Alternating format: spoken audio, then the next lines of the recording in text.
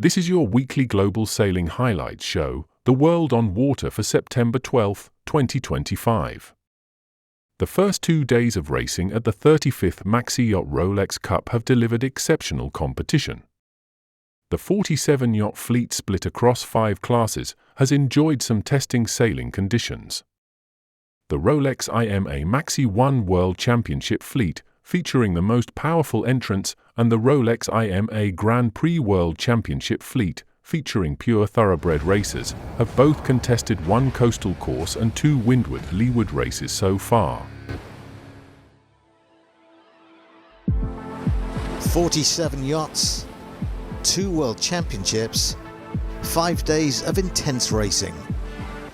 The 2025 Maxi Yacht Rolex Cup is the one they all want to win, and none more so than the all-new Magic Carpet E.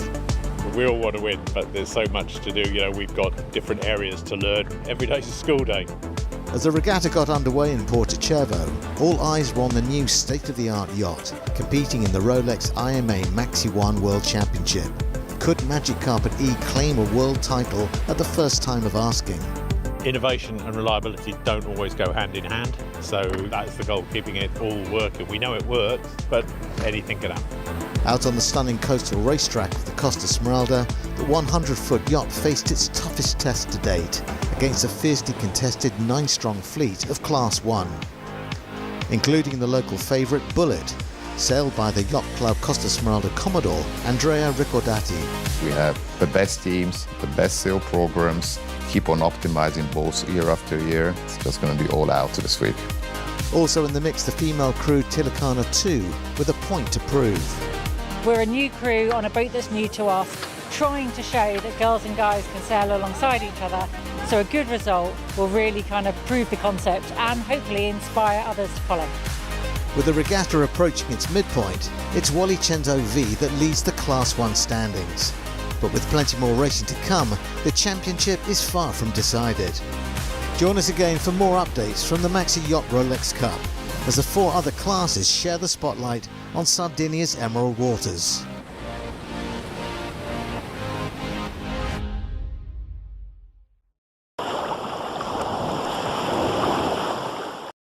There were light winds at the start this week in Genoa for the 7 IMOCAs in the Ocean Race Europe fleet, who were looking for speed at the start of Leg 5 in the Med as they headed for the finish in Boca Bay, Montenegro.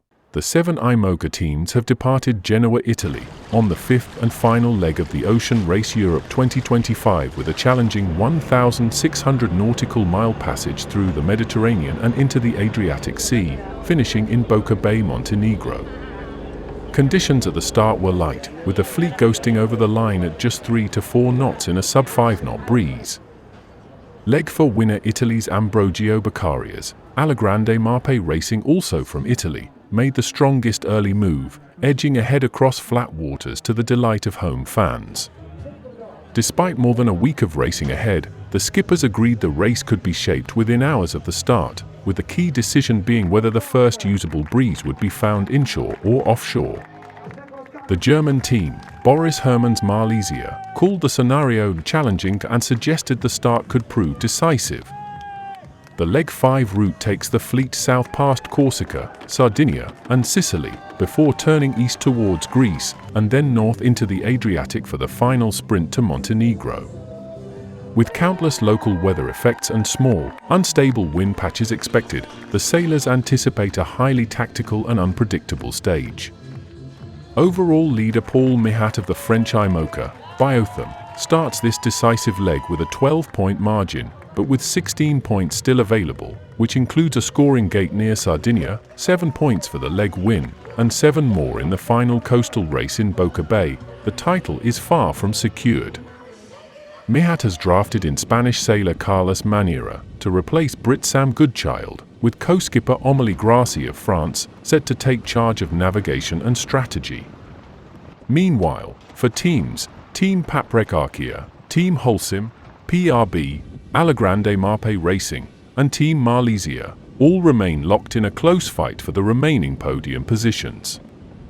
The boats are expected in Boca Bay between the 14th and 16th of September, with the grand finale and final coastal race scheduled for the 20th of September. Hours maybe. Yeah, the first 48 hours actually it's very typical Ligurian conditions. So no wind, very no wind. We will have a choice just on the starting line as we go offshore or we stay to the land. Very complicated one, and it can actually change the whole race. But this is Mediterranean race, and we proved that we are good at it. So we just have to stick to the plan and see what's gonna be. Normally in Med we are sailing 2-3 days max, and 8 days is like a huge, and we don't know. It's really hot. Wind is changing every time, so we'll try to keep motivation. But I'm sure that's not the problem, because it's going to be a really amazing fight with the other boat. But I think it will be amazing with sightseeing around the island, a new country. Yeah, it's like a trip also, this one, I think. The Luna Rossa team has resumed its program at the Cagliari base in light of the new protocol, published on August 12th. The document regulating the 38th America's Cup introduces several innovations that affect various areas of the campaign. The Luna Rossa team members explain the key points to better understand how the next edition of the world's oldest sporting trophy will work.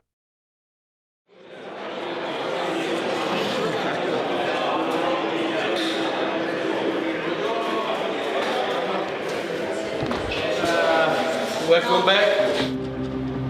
Era un momento che aspettavamo da tempo, perché ovviamente il protocollo è quello che detta un po' le regole del gioco, quindi finalmente abbiamo le informazioni che ci permettono di iniziare a lavorare in maniera un po' più dettagliata su quello che sarà la prossima Coppa America nel 2027 a Napoli.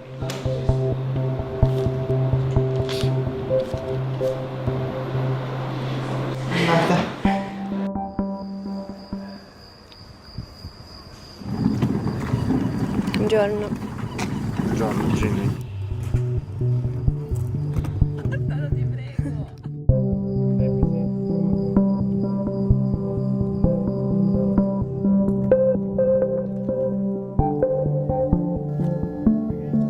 Ciao Maz.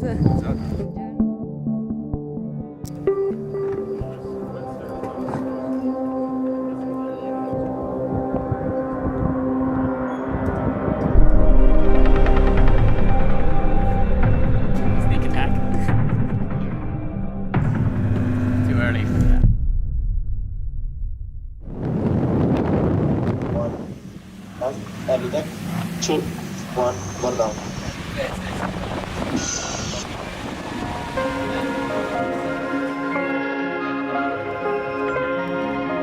L'obiettivo principale è quello di cercare di rendere l'evento il più sostenibile possibile per l'evento in sé e anche per il team, e credo che la creazione di questa partnership sarà molto interessante, perché finalmente si potrà dare stabilità in termini di date, deadline. Alla fine abbiamo la fortuna di partire da una base molto forte. La barca utilizzata a Barcellona è una barca molto veloce, quindi dovremo essere bravi ad adattare il nuovo regolamento e anche gli innesti, no? Le persone nuove che sono entrate a far parte del team sicuramente porteranno qualcosa di interessante, e dobbiamo sfruttare al meglio i prossimi mesi per arrivare a Napoli il più preparati possibile. Allora, devo guardare te. Sono Marco Mercuriali e faccio parte del team Luna Rossa. Gilberto Nobili, Luna Rossa. Sono Jacopo Plazzi Marzotto, uno dei coach di Luna Rossa. My name is Orazio Carabelli, and today we're going to go through the AC38 rules, which are the constraints for this new challenge. Il protocollo della Coppa America, come tradizione, viene scritto dal Defender, che è il team che ha vinto l'ultima edizione, e il Challenge of Record, che è un protocollo innovativo perché è diverso dal solito.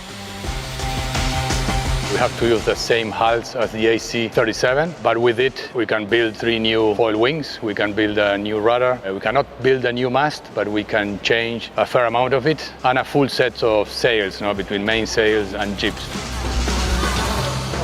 L'America's Cup 38 comincerà con delle regate preliminari, poi nel vivo avremo le selezioni dei Challenger e alla fine l'America's Cup match che deciderà il vincitore.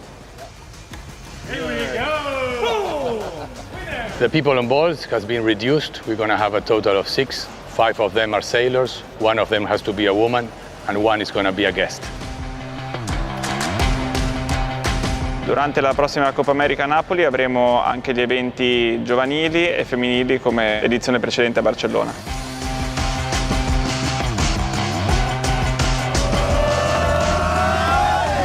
La seconda novità importante è che ci sarà la possibilità per un equipaggio misto, composto da 2 giovani e 2 ragazze, di competere nelle preliminari regatta a bordo degli AC40. Perfetta, direi, no?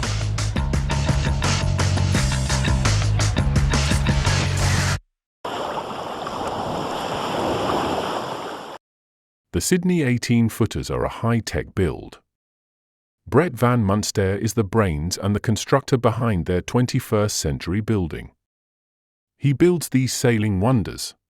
I often say that if you knew what it was built of, you probably wouldn't use it the way that you do.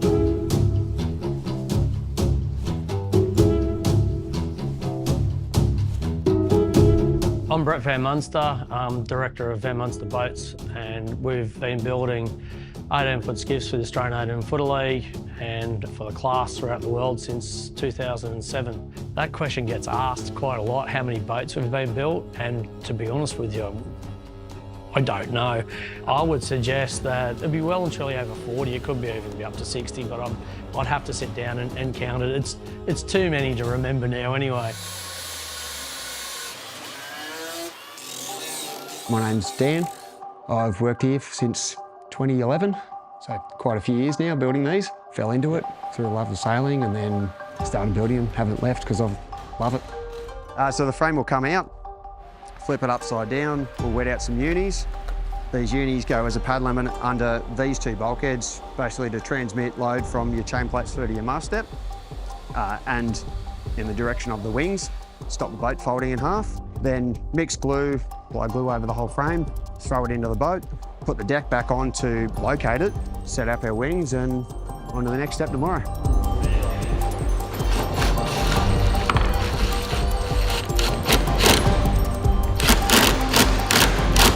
The part that's unique about an 18-foot skiff compared to most other production or one design boats is the fact that we're using Nomex cores, we're using high tech. The resin is a pre-preg resin. The boats get cooked at 100 degrees Celsius. And so what that does is that makes the resin that holds the carbon fibre together far stronger. Some engineers will tell you that it's up to 1.5 times stronger than what a normal conventional resin system is. And that comes through the processing application of it and the heat that it undergoes, so heat and pressure. And that's another reason why the boats tend to last, because the boats have better fatigue resistance, and that's what the pre-preg system offers. Pre-preg system also offers a massive benefit in that the boat will be more consistent generically weight-wise because the carbon fibre is wet out by a big complex machine in Europe, and within a very, very tight 2% fibre to resin ratio.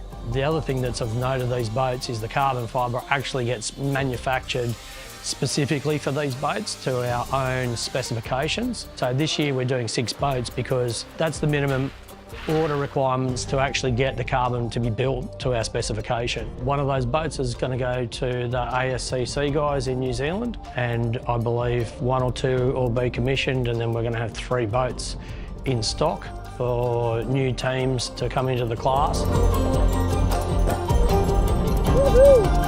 Hi, my name's Bailey. I've been here for 3 years and I've been building 18-foot skiffs boats for 4 months now. Got a great team, good team. We all work together. Probably doing it and cutting and fitting the frame to the boat and fitting it all to the deck, which is pretty fun.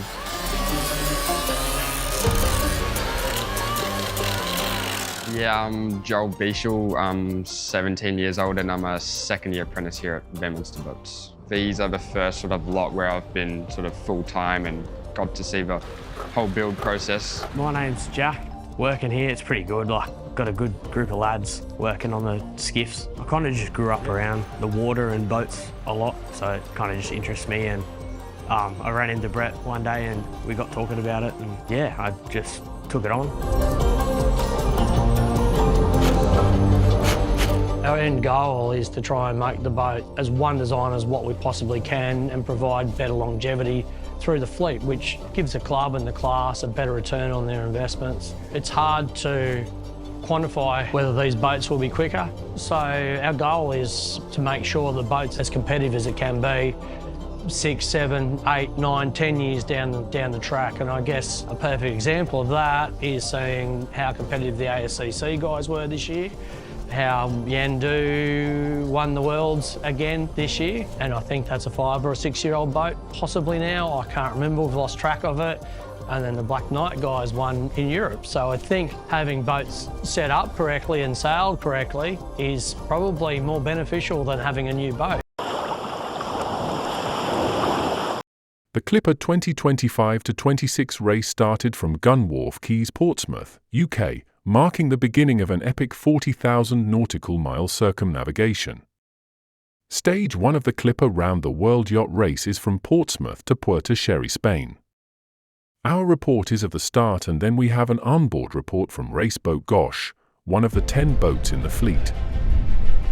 It is race start day, so I'm just saying goodbye to my family before everybody leaves the dock, and we prepare to leave. It's a real thing now. Crew's getting really excited. They're doing a bit of work getting the boat prepped just for going out. So yeah, race on. We're ready to go. There's been a long lead up, a lot of preparation, so it's time to get going. Setting sail, we're setting off, we're heading out. Stuff's about to get real. Excited for what is to come. It's really great atmosphere. Hugely excited, good ocean crossing coming up and good racing. It's exciting times, but it's also very emotional.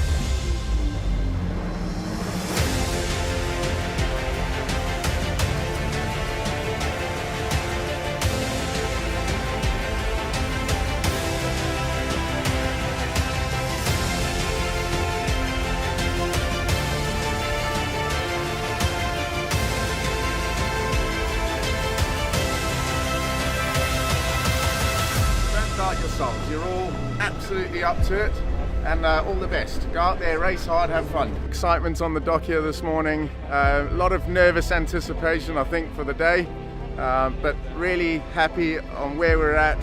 Boats are really amazingly prepared. Everyone's ready to go. We just got to get out there now and do it.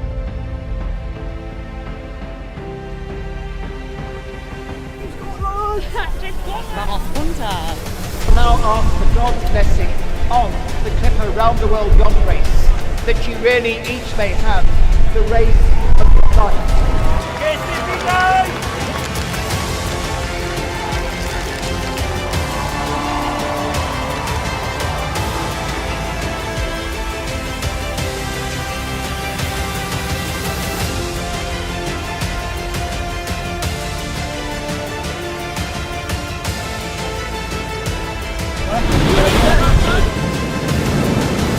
Get back on.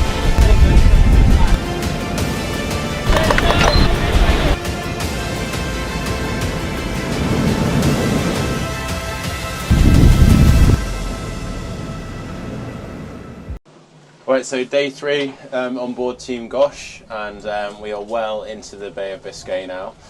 Conditions haven't really relented. Waves breaking over the deck pretty much continuously.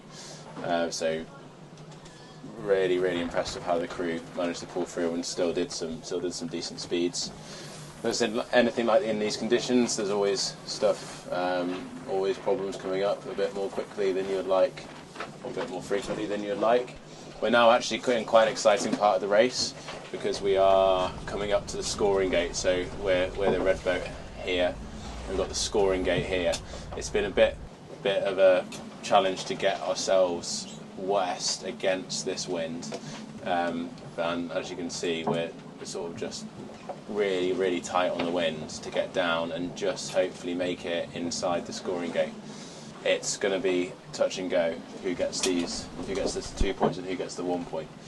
So Otto's up on deck at the moment, just making sure everything is trimmed correctly to get us going as fast as we can. It's been incredible. It's been a bit spicy, lots of weather, lots of 45-degree angles, some rain, lots of big waves, but we're here with a great crew and getting through it together.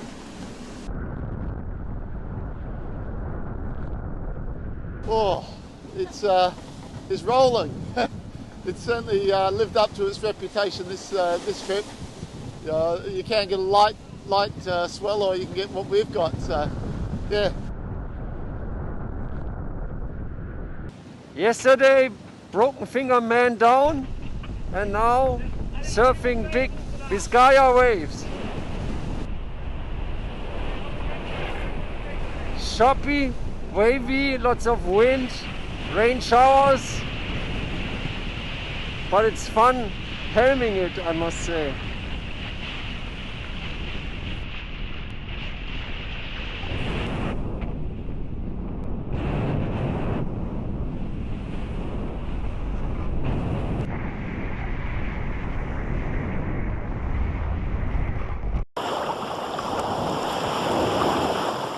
The 2025 Wingfoil Racing World Cup China has come to a close, bringing together 70 competitors from 12 countries on Daesan Island at the delta of the Yangtze River.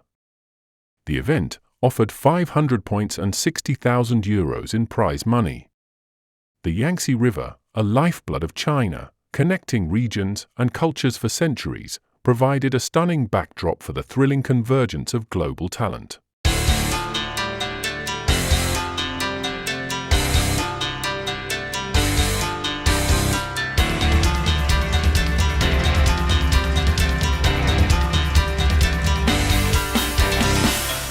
The Yangtze River, a lifeblood of China, connecting regions and cultures for centuries.